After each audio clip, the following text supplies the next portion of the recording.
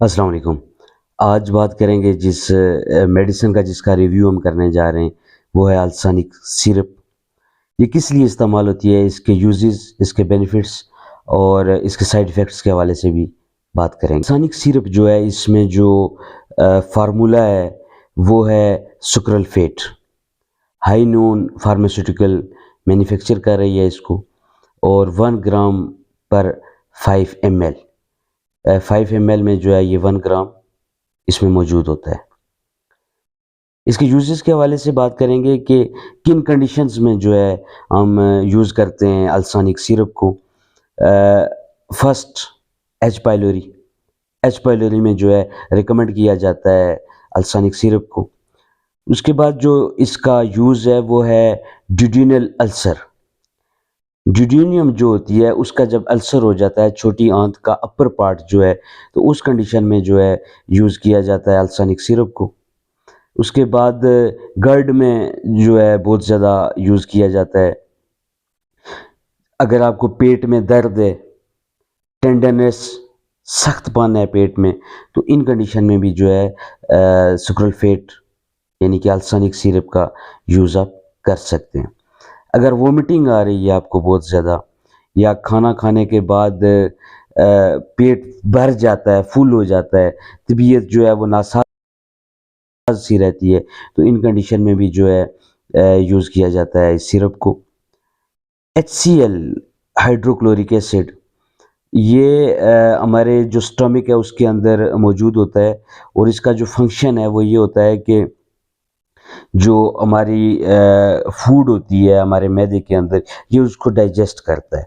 जब ये HCl की प्रोडक्शन ज़्यादा हो जाती है, ज़्यादा बनना शुरू हो जाता है, तो उसकी वजह से हमें तेज़ाबियत होती है और जलन शुरू हो जाती है।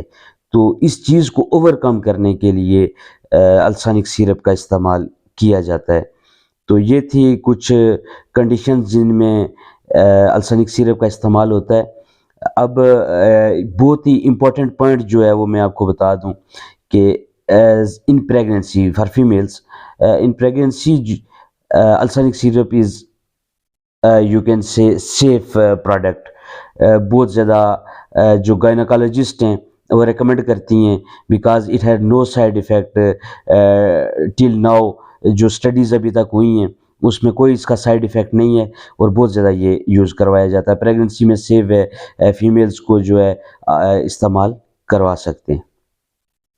इसके हाउ टू यूज़, हमने इसको इस्तेमाल कैसे करना है, तो तरीका इस्तेमाल जो इसका ये है कि अब इसको यूज़ करेंगे खुराक से आधा घंटा पहले।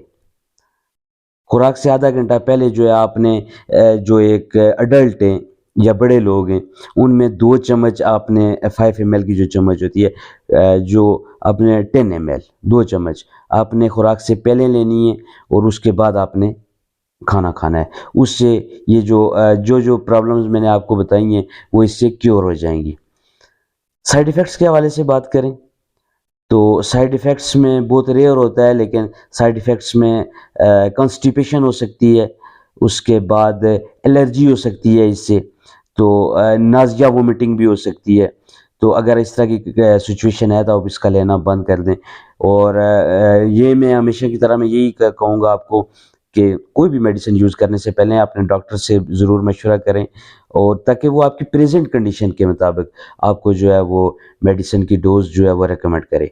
होप ये वीडियो आपको अच्छी लगी होगी। वीडियो अच्छी लगे तो मेरे चैनल को लाइक करें, सब्सक्राइब करें, बेल नोटिफिकेशन ज़रूर दबाएं ताकि आने वाली वीडियो आप तक बर वक्त पहुँच सकें। मुझे दीजिए इजाज़त।